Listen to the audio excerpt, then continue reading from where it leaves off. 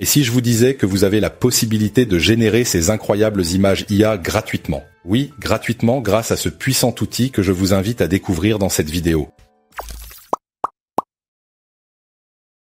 Dans cette vidéo, je vais vous montrer comment utiliser gratuitement ce générateur d'images à des fins personnelles ou commerciales. Cette IA, c'est Piclumen. On va explorer ensemble ses différentes fonctionnalités comme l'utilisation d'une image de référence, les styles, etc.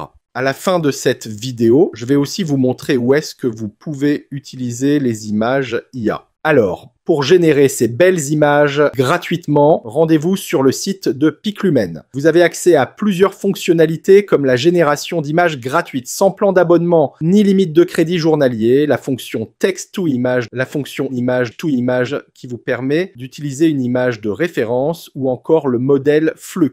Je vous invite d'ailleurs à voir notre vidéo sur Flux pour découvrir plus en détail la puissance de ce modèle d'IA. Avec Piclumen, vous pouvez également modifier une partie de votre image. Vous pouvez par exemple changer l'expression du visage, la couleur des cheveux, etc. Vous pouvez aussi agrandir l'image avec cette fonctionnalité. Pour commencer, cliquez sur le bouton Generate for Free. Connectez-vous avec votre compte Gmail ou n'importe quelle autre adresse mail, puis vous arriverez direct sur l'interface utilisateur. Sur le panneau de droite, vous pouvez choisir le français. Je tiens à préciser que le choix de la langue, c'est juste pour vous faciliter la prise en main, mais l'IA ne supporte que les prompts en anglais. Ceci dit, vous pouvez sans problème écrire vos prompts en français et cliquer sur le bouton de traduction automatique avant de générer l'image. En haut sur le panneau de droite, cliquez sur Explorer pour ouvrir la galerie. Là, vous avez des images dans différents styles créés par d'autres utilisateurs. En cliquant sur chaque image, Piclumen affiche les détails, notamment le prompt et le modèle utilisé.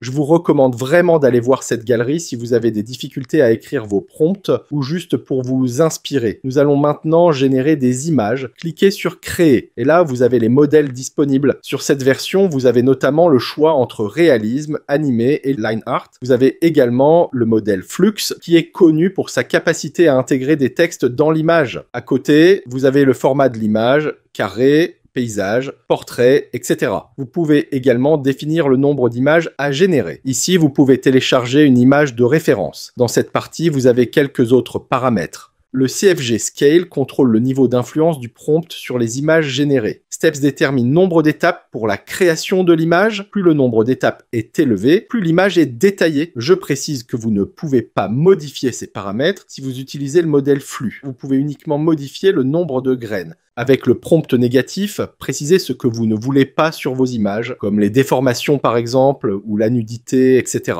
Dans la barre des prompts, décrivez votre image. N'hésitez pas à aller dans les détails en précisant le style de l'image comme aquarelle, photographie, cinématique, etc. Pour ce premier exemple, j'utilise le modèle Realistic V2 et je vais générer une image de type aquarelle. On va mettre ça au format 9/16 et on va générer 4 images pour voir les propositions de l'IA. On clique sur Générer et voilà ce que ça donne. Cliquez sur l'image pour afficher tous les détails. Vous pouvez télécharger votre image ici. Là, vous avez l'option Remixer pour générer d'autres variations de votre image. Vous pouvez aussi supprimer l'arrière-plan ou agrandir et améliorer la qualité de l'image ici. Avec l'option In Paint, vous pouvez masquer, ajouter, supprimer ou modifier des éléments de votre image. Modifiez, si vous le voulez, la taille du pinceau ici. Écrivez les modifications que vous voulez apporter. Disons, un rose-violet qu'on va bien sûr écrire en anglais. Cliquez sur Valider et l'IA va modifier votre image.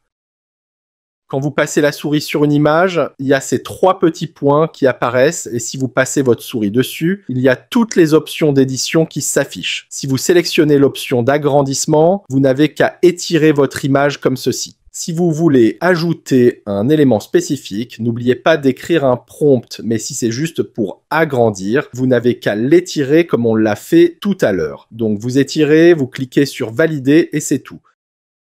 Maintenant, pour utiliser une image de référence, cliquez sur l'icône de l'image dans la barre des prompts. Pour cet exemple, je vais utiliser cette image. Téléchargez votre image, puis cliquez dessus pour faire apparaître les 3 options disponibles. Il y a la référence de contenu à utiliser lorsque vous souhaitez conserver le contenu principal de l'image de référence, mais que vous souhaitez changer les couleurs, par exemple, ou le relooker pour ainsi dire. Ici, avec la référence de style, vous intégrez le style de l'image de référence à vos créations. Enfin, la référence de personnage vous permet de reprendre les traits de l'image de référence, idéal pour créer des personnages cohérents. Ici, avec l'intensité, vous pouvez contrôler le degré d'influence de l'image de référence sur vos créations. Plus la valeur est élevée, plus il y a d'effets de référence. Décrivez ensuite en détail ce que vous voulez faire. On clique sur « Générer ». Pour ce deuxième exemple, je vais utiliser cette image. Cliquez sur l'image et sélectionnez la référence de style. Augmentez l'intensité et ajoutez votre prompt. On va reprendre en partie le prompt qu'on a utilisé pour générer l'image de la petite fille blonde tout à l'heure. On clique sur « Générer » et voilà ce qu'on a.